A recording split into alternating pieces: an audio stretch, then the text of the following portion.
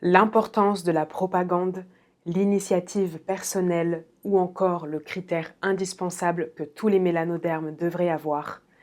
Bienvenue au cours de philosophie africaine de Marcus Garvey.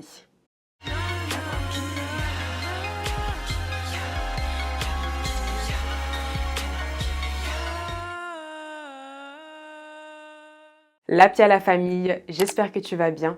On continue la série sur le livre Message au peuple, le cours de philosophie africaine. Cet ouvrage regroupe une partie des enseignements qu'a donné Marcus Garvey au futur leader de la UNIA, l'Association pour l'amélioration universelle des Noirs. Dans cette vidéo, je te résume 6 de ces leçons: l'instruction, le leadership, la responsabilité, la personnalité, la propagande et enfin le but. Je tenais aussi à souhaiter la bienvenue à tous les nouveaux abonnés. C'est la première vidéo que je tourne après le live avec Mobali et le soutien que vous me donnez est juste incroyable, vraiment Ashanti-sana. Et bien sûr, doigt à celles et ceux qui me suivent depuis tout ce temps. C'est logique que Marcus Garvey commence son enseignement par l'importance de la connaissance. Il le dit donc dès la première phrase, vous ne devez jamais vous arrêter de vous instruire. Garvey préconise plusieurs types de lectures.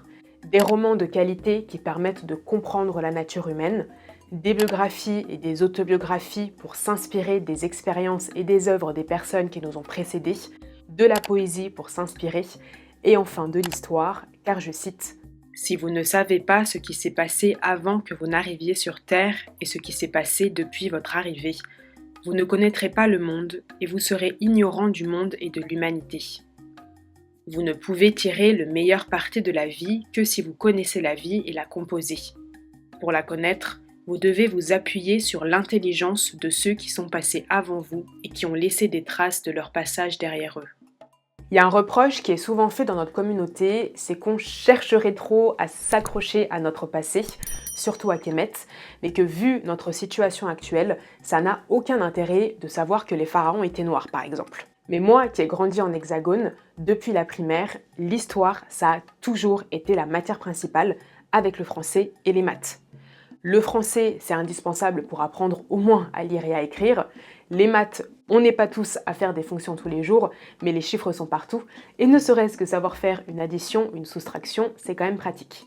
En revanche, je ne crois pas qu'au quotidien, on ait besoin de réciter la chronologie de la Révolution française ou le baptême de Clovis.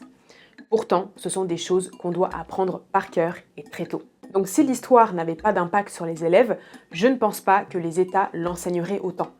Parce que quand on y réfléchit, la physique ou la biologie, par exemple, pourrait être plus importante qu'enseigner l'histoire. Pour vérifier, j'ai regardé le programme des collèges.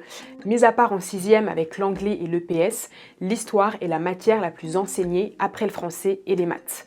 En primaire, le programme n'est pas très précis, j'ai pas tout compris, mais dès le CP, on nous parle de savoir se repérer dans le temps et l'espace et d'explorer les organisations du monde.